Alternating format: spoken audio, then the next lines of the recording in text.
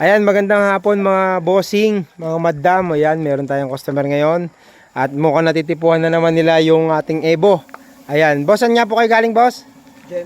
Gen 3. Ayan.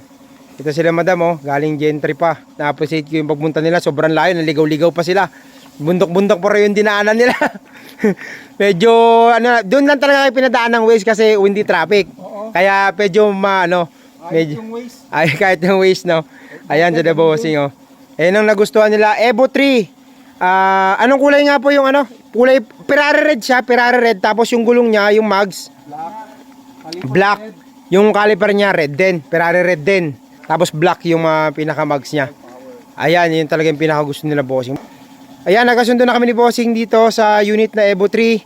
At gagawin na natin to mga bossing. So mag-ano na naman tayo. Kasi ito may-ari ito. So mag-ano naman tayo. Ito yung mga nakahilera na yan boss. Puro mga Evo yan.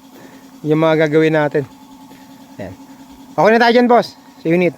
Boss, thank you. Madam, salamat po ng marami. Okay po. Salamat sa tuwala.